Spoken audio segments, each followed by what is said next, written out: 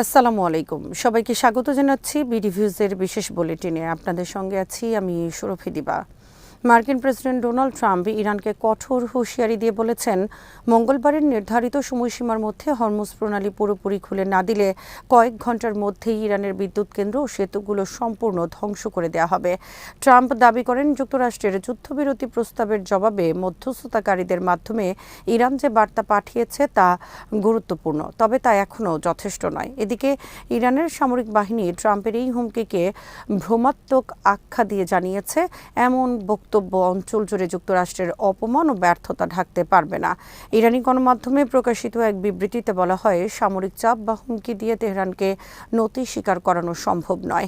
একই সময় যুক্তরাষ্ট্র ইসরায়েলের যৌথ হামলায় সোমবার ইরানের বিভিন্ন অঞ্চলে অন্তত 34 জন নিহত হয়েছে বলে জানা গেছে। হামলাগুলোতে অবকাঠামো, জ্বালানি স্থাপনা ও সামরিক সংশ্লিষ্ট এলাকাকে লক্ষ্যবস্তু করা হয়েছে। পাল্টা প্রতিক্রিয়ায় ইরান উপসাগরীয় কয়েকটি গুরুত্বপূর্ণ স্থাপনায় ক্ষেপণাস্ত্র, ড্রোন হামলা অব্যাহত রেখেছে, যা আঞ্চলিক নিরাপত্তা পরিস্থিতিকে আরও জটিল করে তুলেছে। অন্যদিকে গাজা উপত্যকায় ইসরায়েলি বিমান হামলায় বাস্তুচ্যুত ফিলিস্তিনিদের আশ্রয় নিয়ে একটি স্কুলের কাছে অন্তত 10 জন নিহত হয়েছে। এতে মধ্যপ্রাচ্য জুড়ে উত্তেজনা নতুন মাত্রা পেয়েছে এবং সামরিক সংঘাত আরও বিস্তৃত হওয়ার আশঙ্কা তৈরি হয়েছে। পরিস্থিতি ঘিরে আন্তর্জাতিক মহলে উদ্বেগ বাড়ছে। ইস্পাহানে অনুপ্রবেশকারী মার্কিন বিমান ধ্বংস করার অভিযানের ভিডিও প্রকাশ করেছে ইরান পুলিশ। ইরানের আইনশৃঙ্খলা রক্ষাকারী বাহিনী দক্ষিণ ইস্পাহান অঞ্চলে ভূপাতিত একটি মার্কিন সামরিক বিমানের ঘটনাস্থলের ভিডিও প্রকাশ করেছে। ফরাজার দাবি, মার্কিন বাহিনীর একটি সহায়ক লকহিড C-130 হারকিউলিস বিমান তাদের বিশেষ ইউনিটের গুলিতে ধ্বংস হয়েছে। প্রকাশিত ভিডিওতে ধ্বংসস্তূপ, পোড়া ধাতব অংশ এবং ঘটনাস্থল থেকে উদ্ধার করা কিছু নথিপত্র ও সরঞ্জাম দেখা যায়, যা বিমানটির পাইলটের বলে দাবি করা হয়েছে।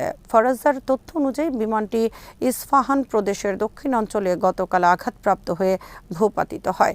স্থানীয় সূত্রগুলো একই দাবি করেছে যে শত্রু বিমান প্রতিরোধ অভিযানের সময় এটি গুলি করে নামানো হয়। ভিডিওতে উদ্ধার হওয়া কাগজপত্র, পরিচয় সংক্রান্ত নথি এবং কিছু ব্যক্তিগত সামগ্রী দেখানো হয়েছে, যা থেকে ধারণা করা হচ্ছে বিমানের পাইলট একজন নারী ছিলেন, যদিও এ বিষয়ে স্বাধীনভাবে কোনো আন্তর্জাতিক সূত্র এখনও নিশ্চিত তথ্য দেয়নি।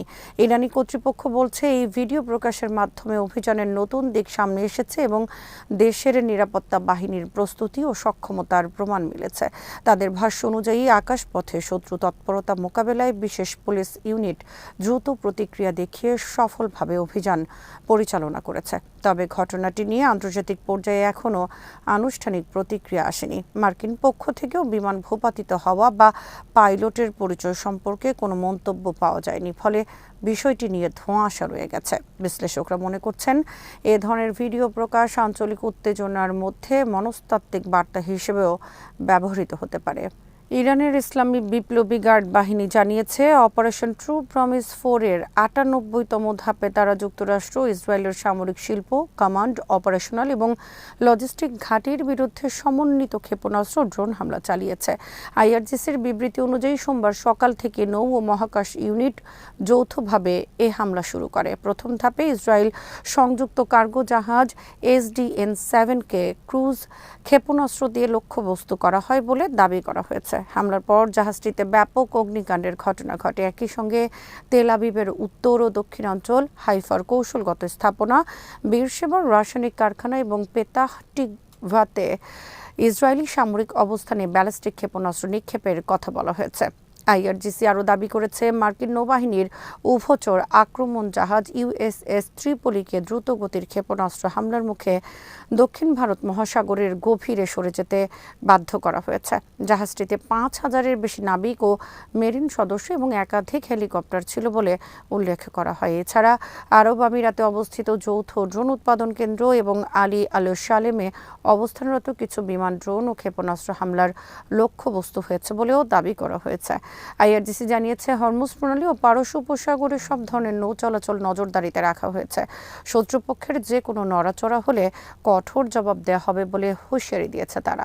ইসরায়েলি প্রধানমন্ত্রী বেনিয়ামিন নেতানিয়াহু যুক্তরাষ্ট্রের প্রেসিডেন্ট ডোনাল্ড ট্রাম্পকে এই মুহূর্তে ইরানের সঙ্গে যুদ্ধবিরতিতে না যাওয়ার আহ্বান জানিয়েছেন বলে এক প্রতিবেদনে জানিয়েছে এক্সিওস। প্রতিবেদনে বলা হয়, রোববার দুই নেতার মধ্যে টেলিফোনে হওয়া এক আলোচনায় নেতানিয়াহু সম্ভাব্য যুদ্ধবিরতি নিয়ে উদ্বেগ প্রকাশ করেন এবং সতর্ক করেন যে বর্তমান পরিস্থিতিতে কোনো ধরনের সমঝোতা কৌশলগত ঝুঁকি তৈরি করতে পারে। তবে ট্রাম্প নেতানিয়াহুকে জানান, তেহরান যদি ওয়াশিংটনের শর্ত মেনে নেয় তাহলে যুদ্ধবিরতির পথ খুলে যেতে পারে। যুক্তরাষ্ট্রের প্রধান শর্তগুলোর মধ্যে রয়েছে ইরানকে তার সব সমৃদ্ধ ইউরেনিয়াম হস্তান্তর করতে হবে এবং ভবিষ্যতে আর ইউরেনিয়াম সমৃদ্ধকরণ কার্যক্রমে না ফেরার অঙ্গীকার করতে হবে।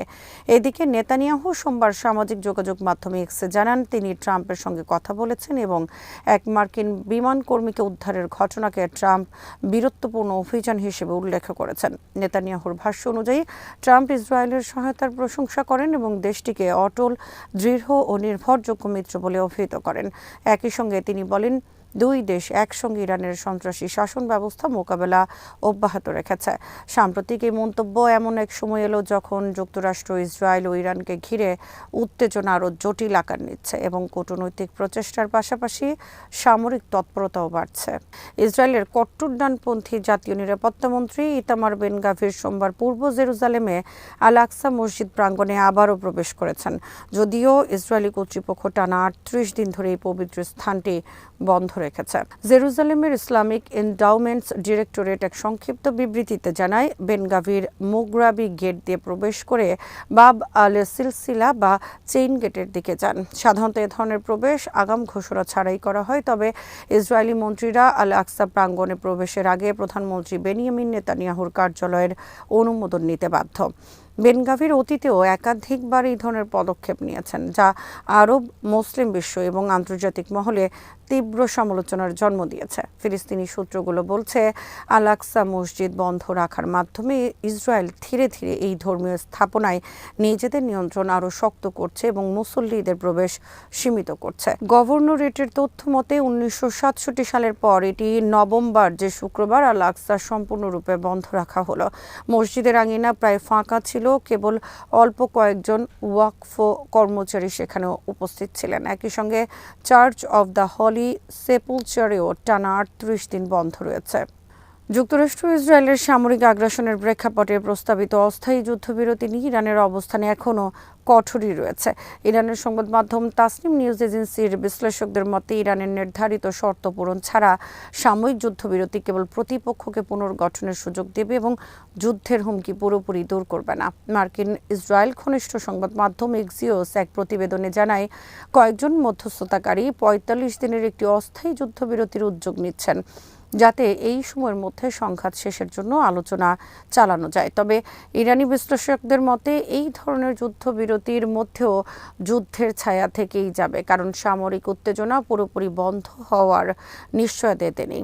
তাসনিমের বিশ্লেষণে বলা হয়, ডোনাল্ড ট্রাম্প সম্ভবত তৃতীয়বারের মতো নিজের হুমকি থেকে সরে আসার পথ খুঁজছেন, কারণ ইরান স্পষ্ট করে দিয়েছে, বিদ্যুৎ কেন্দ্র বা গুরুত্বপূর্ণ অবকাঠামোর উপর হামলা হলে কঠোর জবাব দেওয়া হবে।